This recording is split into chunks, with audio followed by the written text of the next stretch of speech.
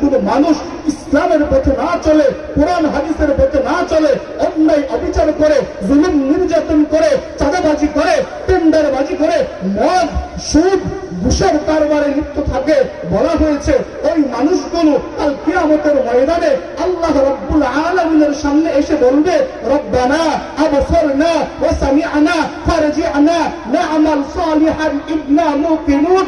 ও দয়ার মালিক, আমাদের বুঝা হয়ে গিয়েছে, আমাদের শোনা হয়ে গিয়েছে, না'মাল সালিহান ইন্না মুকিনুন।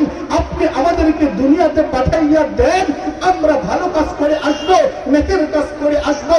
মানুষ দুনিয়াতে থেকেই আমাদের চিন্তা করা লাগবে, কাল কিয়ামতের ময়দানের অবস্থা এমন কঠিন হবে, অবস্থা এমন কঠিন হবে।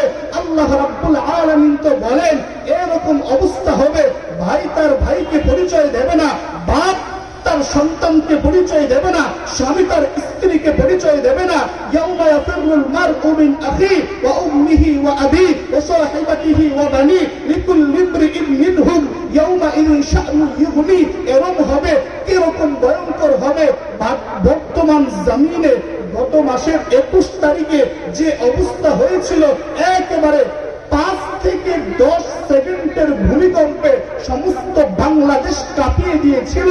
আর ওই কাঁপানোর মধ্যেও একটা সতর্ক বার্তা থাকে, ওরে মানুষ তোরা ভালো করে চিনে রাখ, আমি আল্লাহ রাব্বুল আলামিন তোদেরকে পালতেছি, তোদেরকে খাওয়াইতেছি। যখনই নাফরমানির স্তর, যখনই নাফরমানির কার্যকলাপগুলো বেশি হয়ে যাবে, আমি আল্লাহ রাব্বুল আলামিন তোদেরকে তো ভূমিকম্প দিয়ে, আমি তোদেরকে তো মাঝে মাঝে অজস্র বৃষ্টি দিয়ে আমি তোদেরকে পরীক্ষা করি। মানুষ নাকি আমার পথে আসে, সুযোগ দেওয়া হবে না। এজন্য মানুষকে বড় বড় বিপদ দিয়ে, বড় বড় মহামারী দিয়ে তো চেষ্টা করে, পরীক্ষা করে মানুষ সতর্ক হয় কিনা, কাল কিয়ামতের অবস্থা সে তার নিজের ভিতরে বুঝে নেয় কিনা।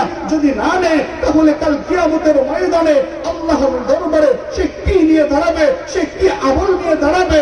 আল্লাহ রাব্বুল আলামিন তো বলবেন, ওয়ামতাজুল ইয়াউমা আইয়ুহাল মুজরিমুন। কাল কিয়ামতের ময়দানে সমস্ত মানুষগুলো যখন কিয়ামতের ময়দানে থাকবে, তখন আল্লাহ বলবেন, ওয়ামতাজুল ইয়াউমা আইয়ুহাল মুজরিমুন। ও পাপিষ্টের দল, ও বদকারের দল, ও নাফরমানের দল, ওই গুনাহগারের দল, তোরা নেককার মুমিন বান্দাদের থেকে পৃথক হইয়া যা। তখন তাদের অবস্থা অনেক কঠিন হয়ে যাবে।